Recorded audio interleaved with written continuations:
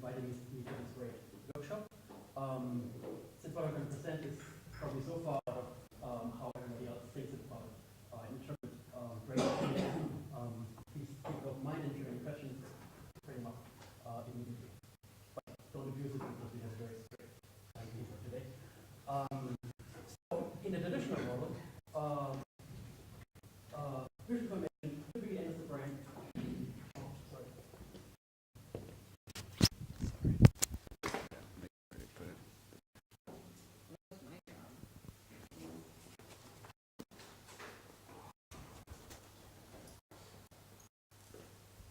Okay, in the traditional way of thinking about the visual system, the information about the outside enters the brain through the retina and then processed in a series of steps. Presentation from a pixel-based one to a presumably more useful one, the identity of objects in the outside world. The model behind that, the way the system is typically probed mathematically is by stimulus in the outside world that then is thought to be encoded in a sensory representation by sensory neurons. And the question is, how can this out to infer a estimate of what's happening outside the world. Now, the one feature that's missing from this model is our top-down connections. And we know that they're there from anatomical studies, that there's many of them. And we know that they influence responses.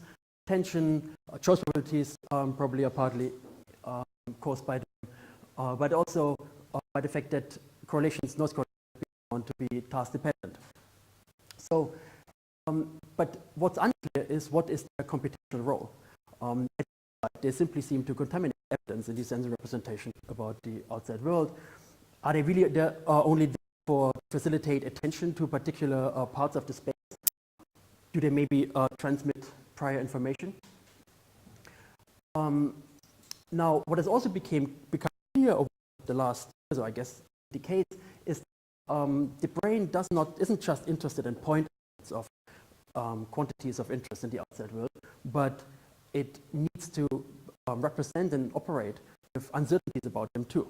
And that's important to combine information from different sensory modalities, for instance, to combine it with prior information about the world, which is typically also in a probabilistic form.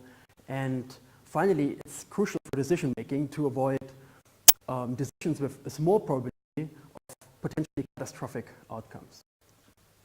Now, what I'd like to convince you of in this talk is that by extending the traditional view of a stimulus estimation to one of probabilistic inference, that assuming that the goal visual system is not just to estimate a single estimate of the stimulus in the outside world, the probability distribution over S, we can address several of these questions and answer some of them.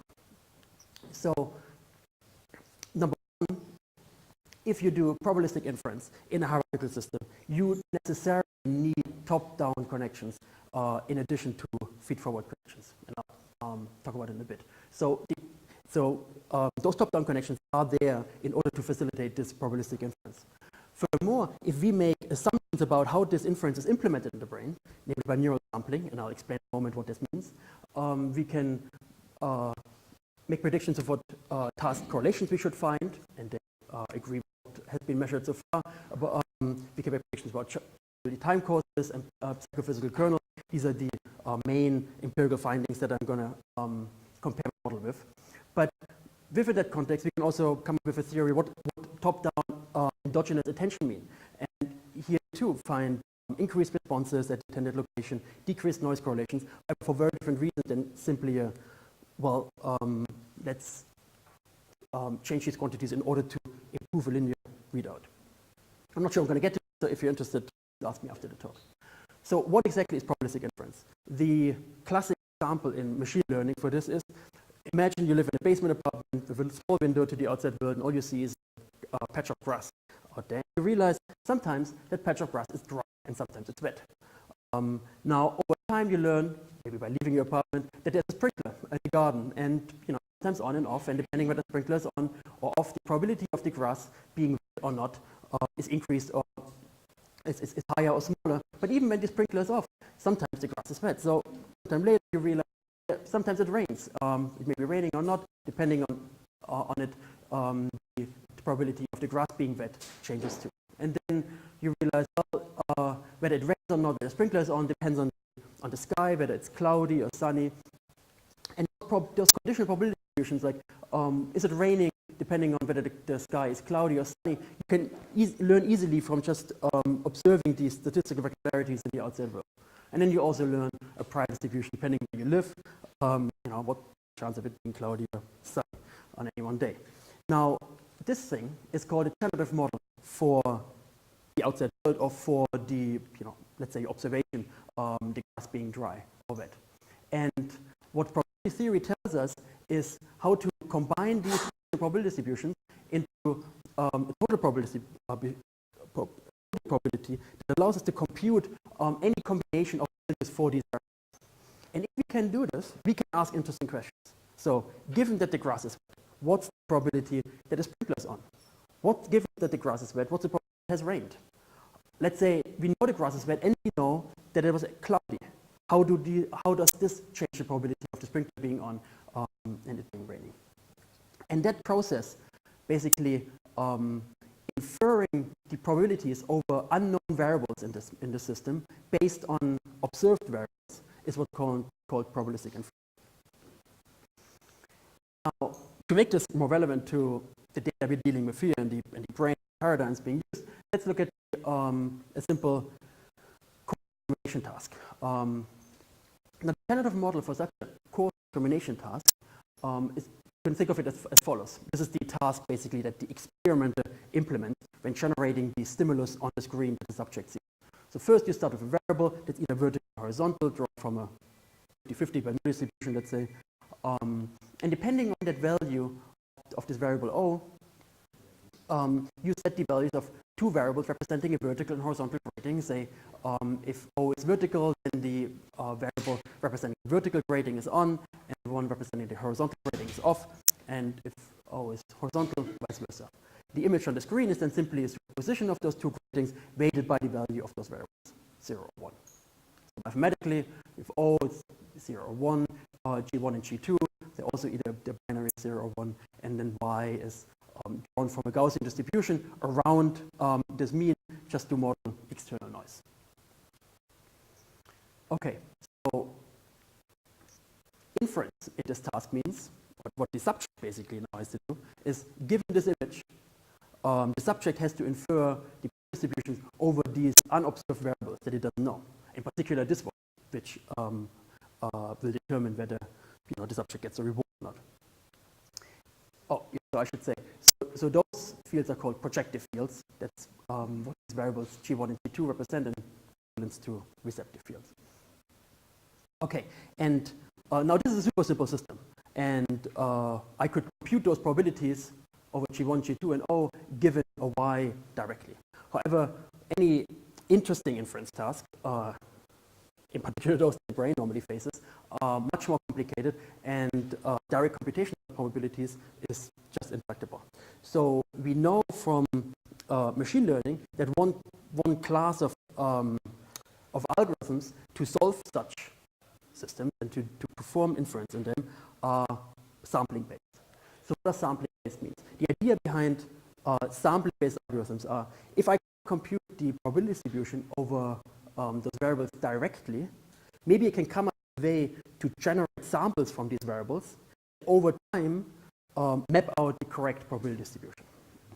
So let me explain. For the simplest, possibly the simplest algorithm is called Gibbs sampling, where you start with a random assignment of values to these three unobserved variables, and then you compute new samples from the probability distribution of O given G1 and G2. So you basically, what you do is you generate new values for each of these variables, assuming that you have actually observed the other ones.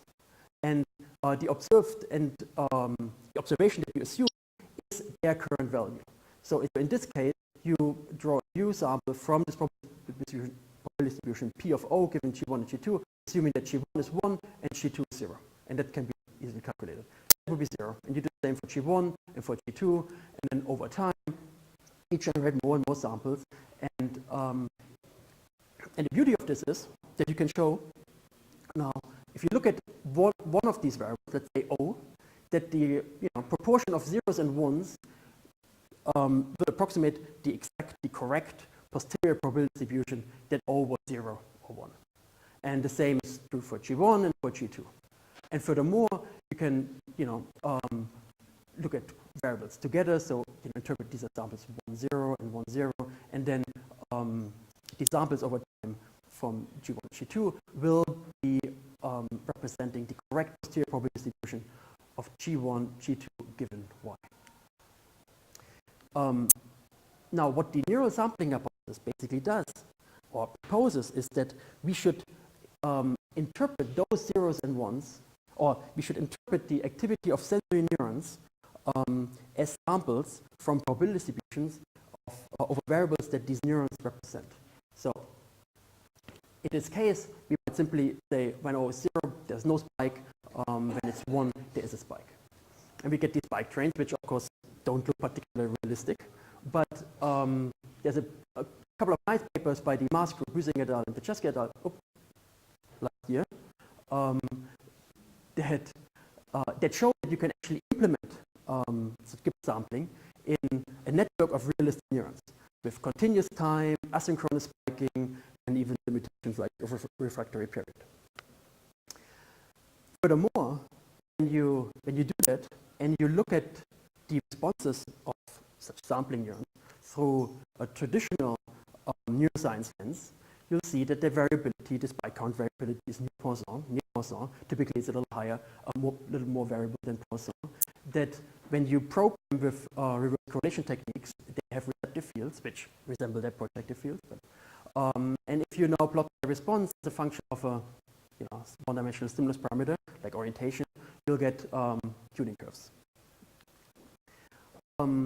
Furthermore, if we now look, so for this to work, each neuron basically has to be able to compute this probability distribution, or has to compute the probability, should I spike or should I not spike any one moment, depending on the other variables that it is connected to in the generative system, or generative model. So if we look at probability distributions in the system, each neuron will need to receive input from other neurons. And in a hierarchical system, what we find is that exactly those connections that we also see in the brain. There's feed-forward connections, the next there's top-down connections, there are lateral connections between variables on the same layer, and there are feed-forward connections from any observed variable. In our case, it's a sensor like the retina. This is a general prediction from probabilistic inference. If we make it specific to sampling, we can say even more. We can make even more concrete predictions about what neural responses should look like. In particular, if you look at the joint statistic of, let's say, those two spike trains, we find that they are typically anticorrelated. And from joint statistics, we can predict noise correlations. And those noise correlations are, of course, task dependent because they are anticorrelated because they're both connected to a variable O, which is either vertical or horizontal.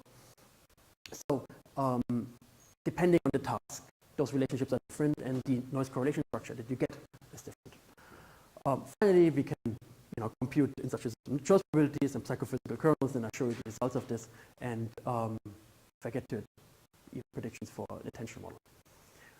Okay, before I can make predictions for a neuron, we have to talk about, so this is the generative model that the experiment uses, and there are only two gratings. However, the monkey, for instance, in the task has to infer this generative model, has to learn it from the rewards and loss rewards in the trial, and if it learns it from a noisy stimulus in which a grating is embedded. Now, as Bruce has talked about yesterday, obviously, if you have a noisy image of a grating, then that will contain power and orientations that are not just perfectly vertical or perfectly horizontal. So what the monkey will come to associate with the like a vertical state of this variable O will also be gratings that are like off vertical or off horizontal.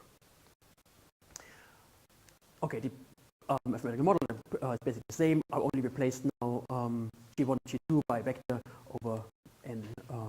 One last step before we to connect this to measurements, let's say one, I basically start with a standard 0,000 fields sparse coding model, in this case a Gaussian scale mixture, which consists of a population of sensory neurons with Gabor-shaped receptive fields of varying orientation to model the V1 layer.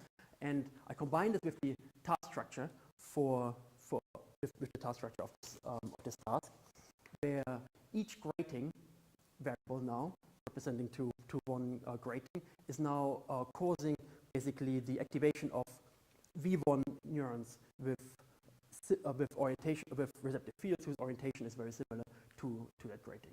Now, where these perceptual units are represented and whether they are, actually, correspond to real neurons or groups of neurons, we are agnostic about. Important is the influence that this task structure has on the sensory neurons.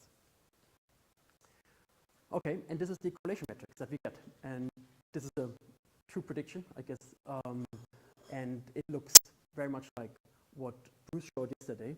It has peaks at for the two orientations that are to be distinguished in this coarse discrimination task, and troughs in the off quadrants. The band-like structure is imposed by, how much do we have? Is imposed by the preferential connection of gratings with Gabors of similar orientation, and these peaks here are imposed by decision units.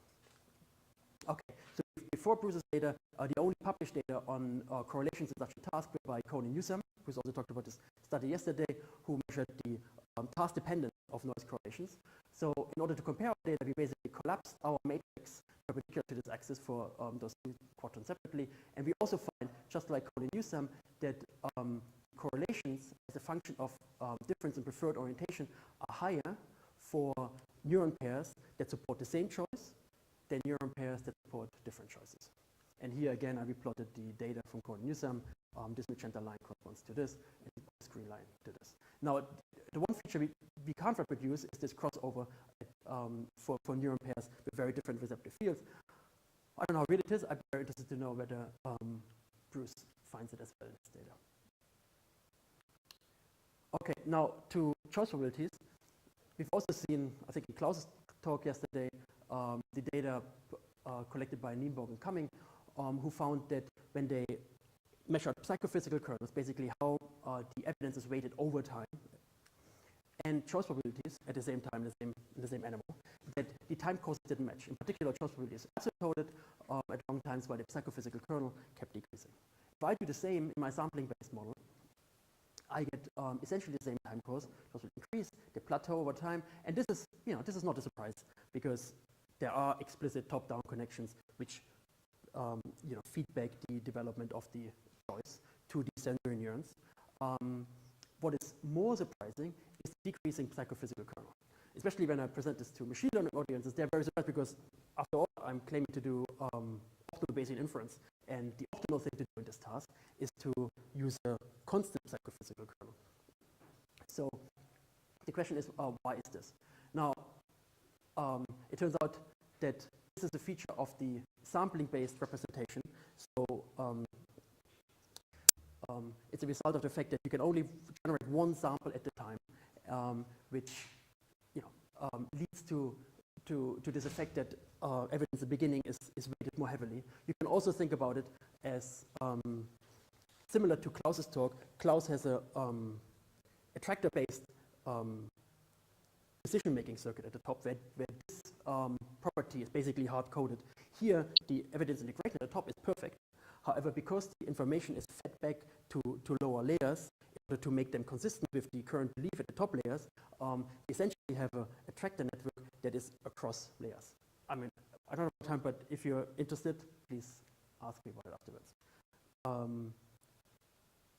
Since I have a couple of minutes, let me also talk about what we think top-down or endogenous attention may correspond to in this framework. So normally, so far, I've assumed that the goal of the visual system everybody's looking at this side. The goal of the visual system is to compute the veridical posterior over basically is correct perception. And that clearly is a goal. However, in most situations, we are in the context of some kind of task. We are processing evidence to try to come up with a better strategy to maximize our reward.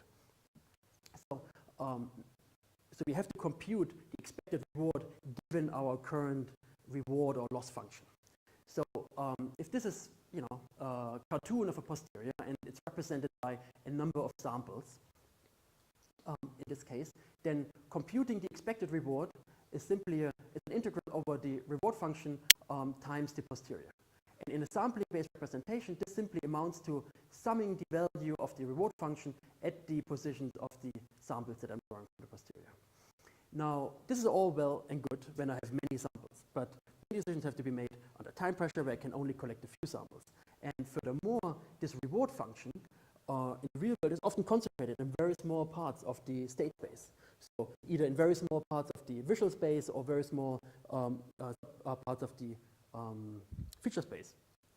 And then this computation can become very noisy or imprecise if you only have a few samples.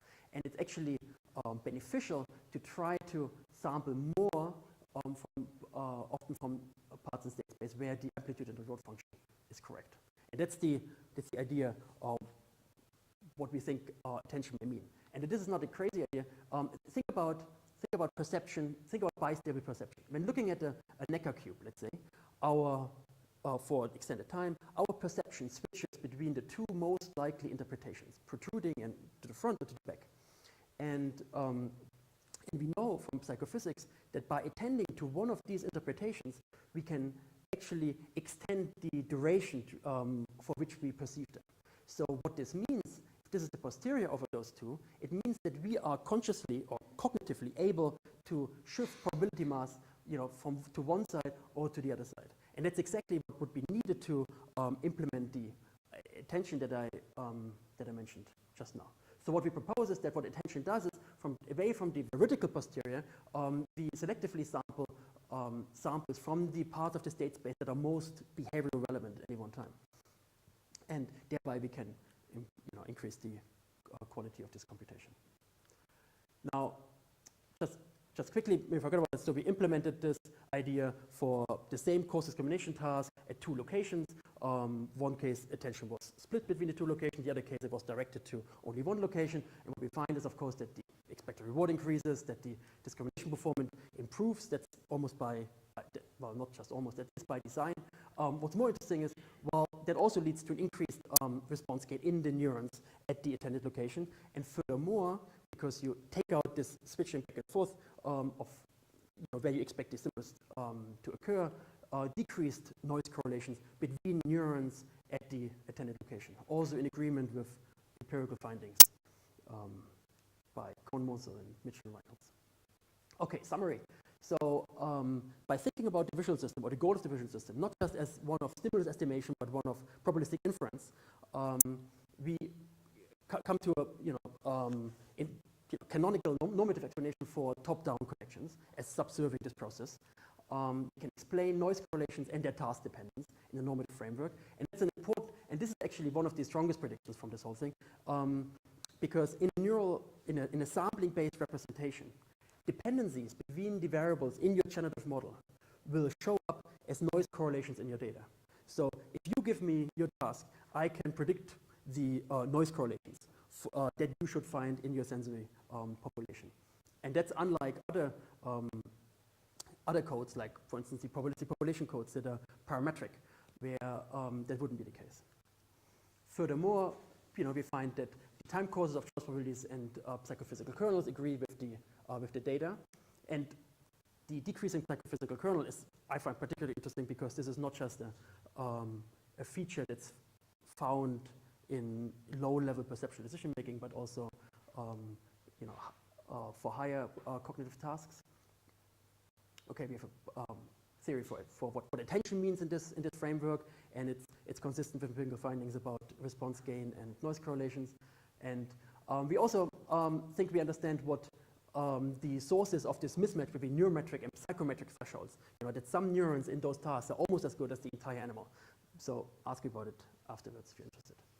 Finally, I'd like to acknowledge my collaborators, Peter Becker, who got me started on this project, and Josef Fischer, whose lab I joined when I moved to Brandeis, but who's now moved back to Budapest. Thank you.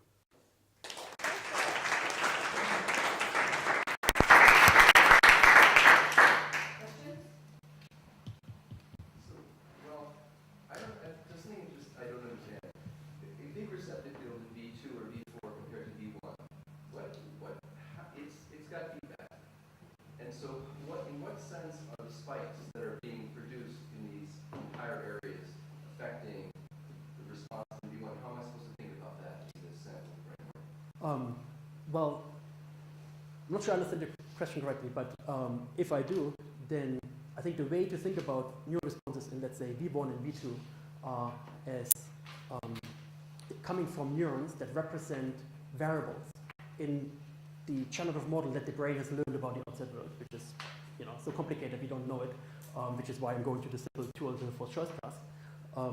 And now the feed-forward connections basically communicate the current belief about those variables represented by the V1 layer to the variables in the V2 layer. But at the same time, the feedback connections communicate the current belief about the variables in the V2 layer to those in the V1 layer. And that's necessary to maintain a consistent, basically, representation of the entire, probability for our belief what is out there in the real world. But why do V1 receptive fields V2 size? I just have a hard time seeing how it is that these spikes could be so important to V1 and have V1 receptive fields be tiny compared to V2 and V4. Well, they become bigger. So, I mean, one way to think about it is if you think about it as parts becoming a whole. Like a generative model of a person. I mean, it's hard to talk about in the abstract, but for let's say for my task, right? If we're given V1 neurons with particular size receptive fields, and we want to make inference about features that are bigger than those, they have to be combined by neurons representing whatever is the interesting object that I want to make inference over, and hence that neuron representing, let's say, a face will have a bigger receptive field than the individual Gabor units on the V1 layer. So it reflects the part whole structure that's in the world. Does that make sense? No. Maybe we can talk about it afterwards. I want to ask the same question you asked Klaus, which is to what extent this is dependent on parameters you had to choose. And I'm particularly interested in some exact, so for instance, you have a choice probability out of your model. And I'm wondering, is the magnitude of that something that you could control with variables you adjust, or is it really something that the absolute number is fixed? No. So basically, the knobs that I can turn, right? So are basically, I guess, 4 knobs in this model. One is how wide, like decision neuron O vertical to how wide is. So this is basically the function with which the O being vertical is connected to gratings of different orientations. Right? So this is related to how noisy your stimulus is. So it depends on the task. I took something that I thought was reasonable. So this width is one parameter. The second width is the relationship between the grating units and the orientations of the Gabors that are activated by it or caused by it. This is a narrow activation function, but this is one parameter, and then the last 2 parameters are basically how strong those connections are. Right. So in the true generative model of the task, they are deterministic. They're really strong. Right. If you decide as an experiment, I'm going to show vertical grading, you're really going to show vertical grading. You're not maybe going to show horizontal grading. But animal can't internalize the generative model of the task to that extent, because if it did that, that would mean that it couldn't see anything else. Like for instance, if it really internalized this model and you suddenly show, instead of a vertical or horizontal gradient, one at 45 degrees, it would perceive by stable perception, which is obviously not the case. So these strengths, the degree to which it has internalized this model, is the other parameter, which is related presumably to perceptual learning, for instance. Okay, one more question, Sophie? Yes, so presumably in this network you have loops, like feedforward loops, you have feedforward connections and feedback connections. How do you avoid like self-amplifying loops that will essentially make this system, converge to probabilities that are very high or very low? I mean, is it doing exact inference or? I don't do exact inference. I do sampling-based inference. Sampling, basically the samples gives you the exact probability distributions. Yes, I do straight sampling, just as what would be expected if you were to do it right. So there's no free parameters there in terms of, or there's no extra mechanisms to avoid. Exactly. I mean, the dynamic that you describe, decision feeding back, is what's responsible in the end for decreasing psychophysical kernel. But maybe back to Bruce's question. So what those parameters do is they change how high, like how strong those correlations are, right? But they do not change, and maybe how wide the limited range aspect of this is, but they do not change the qualitative structure of having two peaks at the two orientations that will be discriminated and a trough at the off-coordinates. Thank you very much.